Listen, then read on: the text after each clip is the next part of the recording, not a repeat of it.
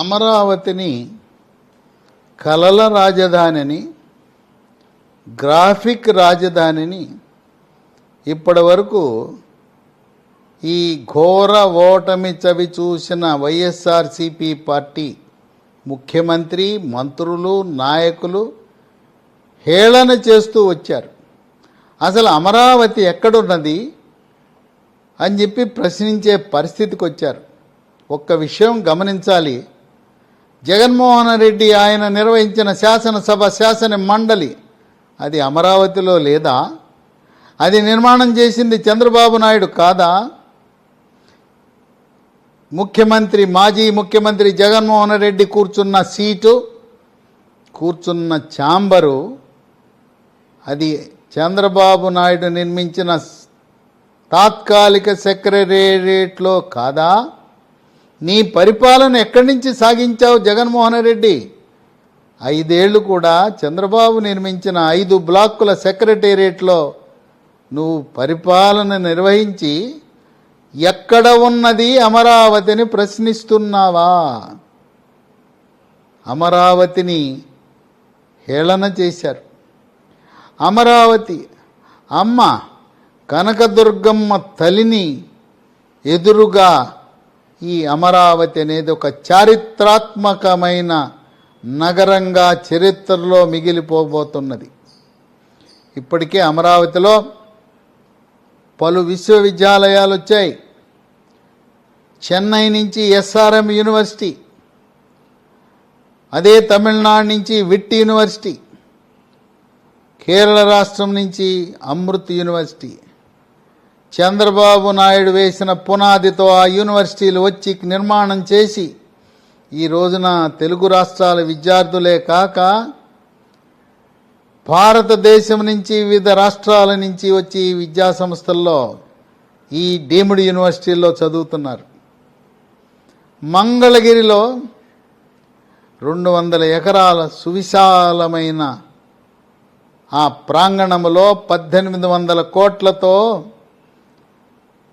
Bharatiya Janata party ప్రభుత్వం, మోదీ గారు AIIMS అనే సూపర్ స్పెషాలిటీ హాస్పిటల్ నిర్మిస్తే భారతదేశంలో 22 ఎయిమ్స్ సంస్థలుంటే మంగళగిరి పెట్టి కేవలం 7 సంవత్సరాలలోనే జాతీయ స్థాయిలో నంబర్ 1 స్థానానికి వచ్చింది. డాక్టర్ని కలవాలంటే 10 రూపాయలే ఫీజు. ఈ రోజున వారు అందించే సేవలు నమ్మశక్యం కానివి. రోజుకి 10,000 మంది రోగులు హాస్పిటల్కి వెళ్ళి చూపించుకుంటున్నారు. ఈరోజు హాస్పిటల్లో బెడ్ దొరకని పరిస్థితి. అన్ని రకాల జబ్బులకు సూపర్ స్పెషాలిటీ సేవలు అందించిన ఎయిమ్స్ అది అమరావతికి తలమానికమైంది. అమరావతి రాజధానిని ప్రకటించడం వల్లనే ఎయిమ్స్ వచ్చి ఈ రోజున మన ఆంధ్రప్రదేశ్ రాష్ట్ర ప్రజలందరికీ కూడా విశిష్టమైన సేవలను అందిస్తూ ఉంది. అమరావతి నిర్మాణం చేయటానికి డబ్బెక్కడా అని ప్రశ్నిస్తున్నారు. ఈ మూర్ఖత్వంలో ఆర్థిక వివరాలు తెలవని వైఎస్ఆర్సీపీ నాయకులు, మంత్రులు, మూర్ఖపు మాజీ ముఖ్యమంత్రి జగన్మోహన్ రెడ్డి, చంద్రబాబు నాయుడు ప్రపంచంలోనే ఒక అతిపెద్ద ప్రయోగం చేశాడు. 34,000 ఎకరాలు స్వచ్ఛందంగా రైతుల దగ్గర నుంచి భూసేకరణ కాదు, ల్యాండ్ పూలింగ్ అనే భూ సమీకరణ అనే నూతన విధానానికి నాంది పలికి భారతదేశంలో ఉండే వివిధ రాష్ట్రాల ముఖ్యమంత్రులు, ప్రపంచ దేశాల్లో ఉండే నాయకులు కూడా ముక్కున వేలేసుకున్నారు. అమ్మో, రైతులు స్వచ్ఛందంగా 34,000 ఎకరాలను వాళ్ళు ల్యాండ్ పూలింగ్ ద్వారా ఇచ్చి అభివృద్ధి చెందిన తరువాత ప్లాట్లు పొందటం అనేది నభూతో నభవిష్యత్ అనే విధంగా ఒక రికార్డ్. ఇది 34,000 ఎందుకు అని అన్నారు. 5,000 చాలదా, 10,000 చాలదా అన్నారు. చంద్రబాబు నాయుడు ఆయన దూరదృష్టి గల వ్యక్తి. రాబోయే వందల సంవత్సరాల తర్వాత ఏమి జరగబోతున్నదని గ్రహించగలిగే శక్తియుక్తులున్న పరిపాలనా దక్షుడు చంద్రబాబు నాయుడు. ఆయనకున్న పరిపాలనా అనుభవం, నిమిషంలో నిర్ణయం తీసుకోగలిగే శక్తి ఈ దేశంలో ఏ ముఖ్యమంత్రికి లేదు అనేది వాస్తవం. ఈ 34,000 ఎకరాలలో 10,000 ఎకరాలను ల్యాండ్ మానిటైజేషన్ అంటారు.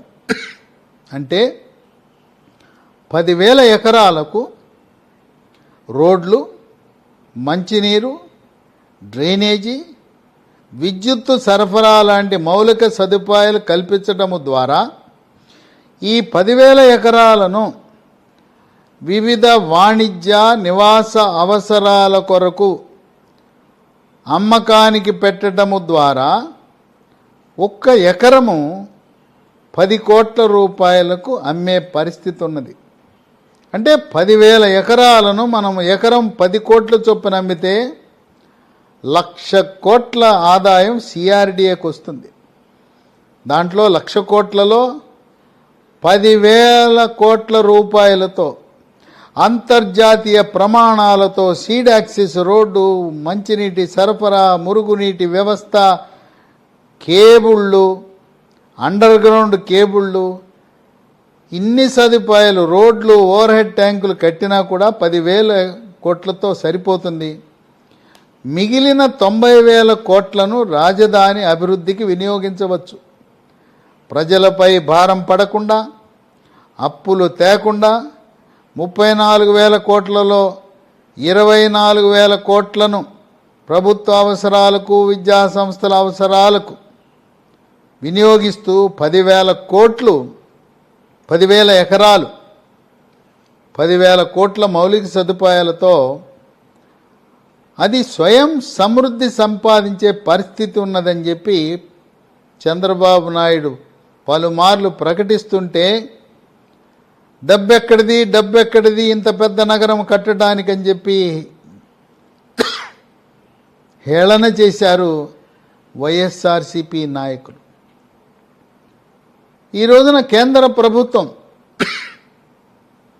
ప్రమాణ స్వీకారం చేయగానే అక్కడ రైలు మార్గం నిర్మాణానికి సర్వే ప్రారంభించారు.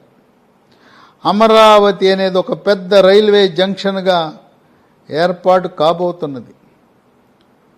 అలాగే గన్నవరం అంతర్జాతీయ విమానాశ్రయానికి అమెరికా నుంచి మనం విమానాలు, చంద్రబాబు నాయుడు వచ్చారంటే విమాన సంస్థలన్నీ సిద్ధమయ్యాయి. అయ్యా మేము గల్ఫ్ దేశాల నుంచి విమానాలు నడుపుతాం, అమెరికా నుంచి, ఆస్ట్రేలియా నుంచి, బ్రిటన్ నుంచి కూడా మేము విమానాలు నడుపుతామన్నారు. దానికి తోడు మన అదృష్టం, గతంలో పౌర విమానయాన శాఖకి అశోక్ గజపతిరాజు గారు కేంద్ర మంత్రిగా ఉంటే ఇప్పుడు యువకుడు, విద్యావంతుడు, డైనమిక్ లీడర్ రామ్మోహన్ నాయుడిని పౌర విమానయాన శాఖకు మంత్రిగా పెట్టడం వల్ల ఈ యొక్క గన్నవరం అంతర్జాతీయ విమానాశ్రయానికి దిశ మారబోతా ఉన్నది. అక్కడ ఉండే విమానాశ్రయాన్ని విస్తరించి పలు దేశాలకు గన్నవరం, విజయవాడ నుంచే ప్రయాణించే సదుపాయం త్వరలో మనకు కలగబోతా ఉంది. ఇక కేంద్ర ప్రభుత్వ సంస్థలు 185 సంస్థలు రాష్ట్ర విభజన జరిగిన తర్వాత కేంద్ర ప్రభుత్వము ఇక్కడ స్థల సేకరణ చేశాయి. సిఆర్డీఏ దగ్గర స్థలం కొన్నారు. కానీ జగన్మోహన్ రెడ్డి గద్దెనెక్కిన తరువాత అమరావతి రాజధాని కాదు, 3 ముక్కలాట ఆడుతున్న సమయంలో కేంద్ర ప్రభుత్వ శాఖలు అయోమయానికి గురై స్థల సేకరణ చేసినా భవన నిర్మాణము జరగలేదు. 2024న చంద్రబాబు నాయుడు ప్రమాణ స్వీకారం చేయగానే 185 కేంద్ర ప్రభుత్వ సంస్థలు, దాంట్లో బ్యాంకులు కూడా ఉన్నాయి, రిజర్వ్ బ్యాంక్ ఉన్నది. ఇప్పటికే వారి వద్ద విజయవాడలో వాళ్ళ బ్యాంక్ అకౌంట్లో భవన నిర్మాణానికి కావలసిన నిధులు సిద్ధంగా ఉన్నాయి. శంకుస్థాపన చేశారు. సంవత్సర కాలంలో 185 కేంద్ర ప్రభుత్వ సంస్థలు అమరావతిలో రూపుదిద్దుకోబోతా ఉన్నాయి.